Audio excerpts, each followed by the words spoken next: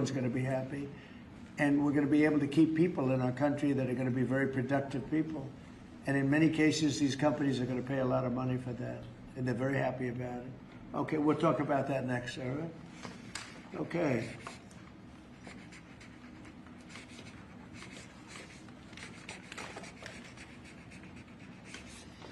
My friend, why don't you keep that, okay? Thank you. That's such a good job.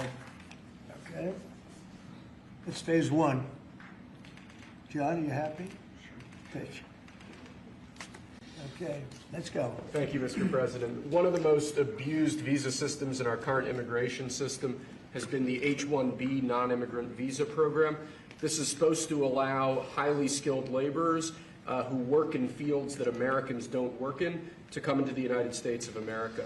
What this proclamation will do is raise the fee that companies pay to sponsor H1B applicants to $100,000. This will ensure that the people they're bringing in are actually very highly skilled and that they're not replaceable by American workers. So it'll protect American workers, but ensure that companies have a pathway to hire truly extraordinary people and bring them to the United States to work. We need workers.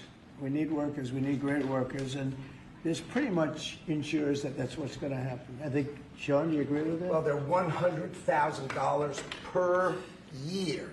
So the whole idea is no more will these big tech companies or other big companies train foreign workers. They have to pay the government $100,000, then they have to pay the employee. So it's just not economic. If you're going to train somebody, you're going to train one of the recent graduates from one of the great universities across our land. Train Americans, stop bringing in people to take our jobs. That's the policy here, $100,000 a year for H1B visas, and all of the big companies are on board. We've spoken to them about the gold card. They love it. They love it. They really love it. They need it.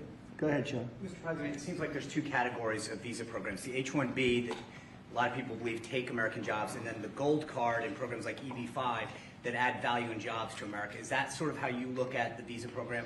Well, ideally, look, if somebody's got the people, they're not going to want to spend $100,000 as an example in the second category. So it's not taking jobs. And we need certain jobs. We need certain skilled jobs that we don't have. But they won't be taking jobs because, you know, ideally the people aren't going to want to. They're not going to investing in America and creating jobs. Right. So that's what I'm asking. They're really investing. It seems like you have two categories. One, Secretary Lutnick's the gold card and EB-5 that create jobs, add investment, and then there's other ones that seem to take, you know, whether it's a J1 and O or an H1B that take U.S. jobs. Yeah, it's pretty correct. I mean, I would say that's a correct assessment. But the main thing is we're going to have great people coming in, and they're going to be paying. I mean, it's wonderful to say, oh, gee, we took in 25 million people that, look, many criminals, jails were open from Venezuela, from many other countries, and they were let out of jail and poured into our country, our poor country, how it suffered with this stupid president that we had and the stupid people that surrounded him right around this desk, these liberal, crazy people that have destroyed, they could have destroyed. If we didn't win this election, our country would have been dead. Our country was dead. Think of it. And I've said this, the king of Saudi Arabia said, your country was dead 1 year. They thought it was dead. This country couldn't have survived another year of those people running it. And now we have the hottest country anywhere in the world. Think of that. And this is going to help. And we're taking in hundreds of billions of dollars. This will be taken in, the gold card will be taking in hundreds of billions of dollars. And companies will be able to keep some people that they need. You know, they need people of expertise, great expertise. And I think it's going to be a fantastic thing. And we're going to take that money and we're going to reduce taxes. We're going to reduce debt. We have a very, very strong country.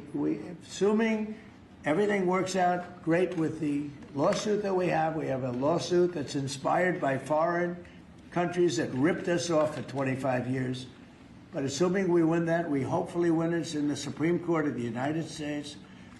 We have a country that no stopping us. We're rich, we'll be rich. We can take care of poor people.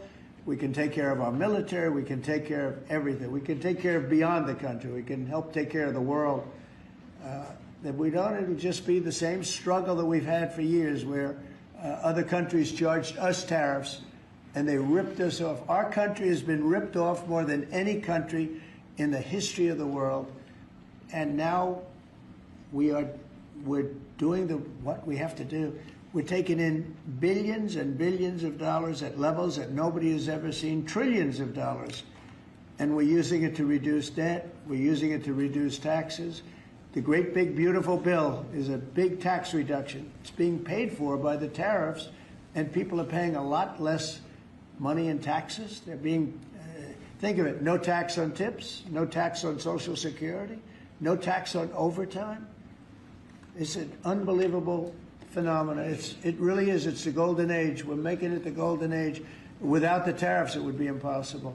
And China, for years, charged us tariffs, and they continue to do it, and so do other countries. Most countries, they charge us. They were ripping. Look, the European Union, as you know, I get along very well with them, but they ripped us off so badly. Nobody's ever seen anything. Now, the European Union is paying us $950 billion, and they're paying us $750 billion to buy our energy, and they're okay with it. They signed the agreement. You know, it's not like anybody forced them to do it. They're okay with us. Tariffs are making our country very rich again, and we'll be able to take care of our debt. We'll be able to take care of our taxes, lower taxes. We'll be able to take care of Medicare, Medicaid, Social Security. We're going to be a rich country again. Without tariffs, we'd be in very big trouble. Do you still want Europe to pay 100% tariffs on China? Excuse me. H1Bs are sometimes used by people already in the country legally on other visas or student visas. Does this apply to them or to renewals, or does it only apply to people applying for the first time from abroad? Renewals, first times, the company needs to decide, is that person valuable enough to have $100,000 a year payment to the government, or they should head home and they should go hire an American. The whole idea, it's annual, and it's for total, it can be a total of 6 years. So $100,000 a year, so either the person is very valuable to the company and America, or they're going to depart and the company's going to hire an American, and that's the point of immigration. Hire Americans and make sure the people coming in are the top people. Stop the nonsense of letting people just come into this country on these visas that were given away for free. President is crystal clear. Valuable people only for America. Stop the nonsense. And remember, the country, It's just a fee, right? yeah, Fee to America. the country would rather not have to pay $100,000, but and they'd rather, how do you do that? You hire Americans. So there's an incentive to hire American. But there may be instances where it's better off doing it through expertise or whatever it may be.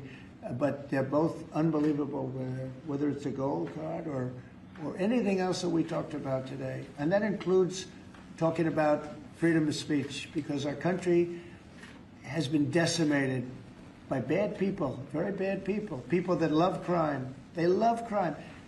Explain it to me. They don't want to have our military go in and save lives.